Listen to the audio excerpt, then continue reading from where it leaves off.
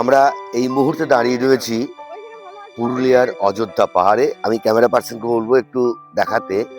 1956 সালের 1 সেপ্টেম্বর প্রথম পুরুলিয়া জেলা আত্মপ্রকাশ করে এবং পুরুলিয়া প্রথমত ভাবে তা বিহারের মধ্যে থাকলেও 1956 সালের 1 সেপ্টেম্বর তা পশ্চিমবঙ্গের একটি জেলা হিসেবে আত্মপ্রকাশ করে। ইতিমধ্যেই শীতের রোদকে পিঠে ঠেকিয়ে কিন্তু প্রচুর মানুষ, ভ্রমণ পিপাসু মানুষ, তারা এই অযোধ্যা পাহাড় দেখতে আসে এবং অযোধ্যা পাহাড় দেখতে এসে তারা কিন্তু বিভিন্ন জায়গায় ঘোরে এবং অযোধ্যা ইতিমধ্যেই ড্যাম আমরা সেই দেখানোর চেষ্টা করব।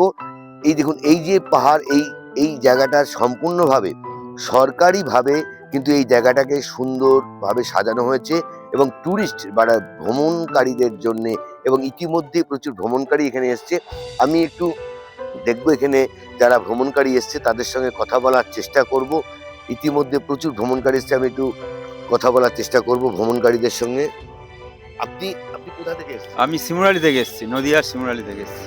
কেমন লাগে? ভালোই লাগছে, খারাপ না। রুক্ষ মাটির দেশ তো, এখানে চাষবাস কম আছে।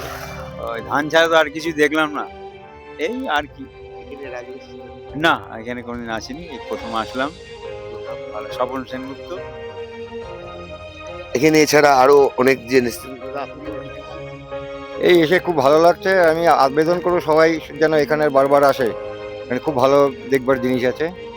আর কি বলবো, কদিন থাকবেন? থাকবো 2-4 দিন থাকবো, এটা দেখতে সময় লাগবে তো, খুব ভালো লাগছে। এরপরে আমার নাম প্রাণকৃষ্ণ পাল, আমি নদিয়ার থেকে আসছি, চৈতন্য মহাপ্রভুর দেশ থেকে। ইতিমধ্যেই চৈতন্য মহাপ্রভুর দেশ অর্থাৎ নদিয়া থেকেও বহু মানুষ এসছেন। দিদি, আপনি কোথা থেকে এসছেন? আমি শিমুরালি থেকে এসেছি। কেমন লাগছে? দারুন দারুন। এর আগে এই না, এর আগে ঠিক ওরকমভাবে আসা হয়নি আমার, তবে বাঁকুড়াটা দেখেছি। তবে পুরুলিয়াটা এইভাবে আমার দেখা হয়নি। তবে পুরুলিয়াতে দারুন, পাহাড়গুলো আর ড্যামগুলো অসাধারণ। অবশ্যই অবশ্যই অবশ্যই আসুক, খুব সুন্দর লাগবে। আর এই ওয়েদারটাতেই আসুক, তাহলে কুয়াশা আর পরিবেশটা ভালো বুঝতে পারবে। আমরা গ্রুপ ট্যুর করছি, আমরা এসে টোটাল 58 জন এসেছি। ইতিমধ্যে আপনারা শুনলেন যারা এখানে এসছেন তারা বলছেন যে পুরুলিয়া অযোধ্যা পাহাড়ের যে পাদদেশ তা কিন্তু সত্যিই দর্শনীয় এবং আমিও দেখানোর চেষ্টা করছি আপনাদের ইতিমধ্যেই সেই পাহাড়। এবং ইতিমধ্যে বহু মানুষ এসছে, তারা ছোট ছোট গাড়ি নিয়ে, তারা বললেন 58 জন এসছেন এবং ইতিমধ্যে যে এসছেন তারা। এবং পুরুলিয়া সত্যি খুব অসাধারণ এবং আমি আরও দেখানোর চেষ্টা করব সম্পূর্ণ জায়গাগুলো কিন্তু বাঁধানো রয়েছে এবং নিচে দেখানোর চেষ্টা করব, নিচে সম্পূর্ণ রেলিং দিয়ে ঘেরা, যাতে যারা দর্শনার্থী আসবেন, ভ্রমণকারীরা আসবেন, তাদের যাতে কোনো অসুবিধা না হয়। একটু দূরেই কিন্তু ড্যাম্প রয়েছে, আপনারা দেখছেন সেই ড্যাম্প। এখানে সরাসরি অনেকটা উঁচুতে রয়েছে আমরা পাহাড়ের, তাই জন্য ড্যাম্পটা সেভাবে দেখানো যাচ্ছে না। ওখানে জল এবং এখান দিয়ে ঝর্ণাও পড়ে। সেই ঝর্ণায় বর্ষাকালে এর রূপ কিন্তু আরো পরিবর্তন হয়।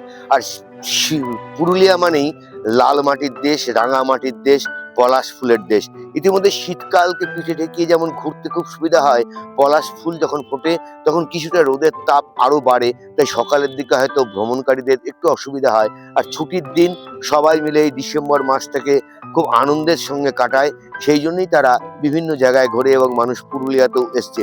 এবং পুরুলিয়ার আরো অনেক দৃশ্য নিয়ে আমরা অবশ্যই আসবো। পুরুলিয়া থেকে রাজীব চ্যাটার্জি রিपोर्ट, PMN न्यूज। जनहित से जुड़ी खबरों के लिए PMN न्यूज को लाइक करें, शेयर करें और चैनल को सब्सक्राइब जरूर करें।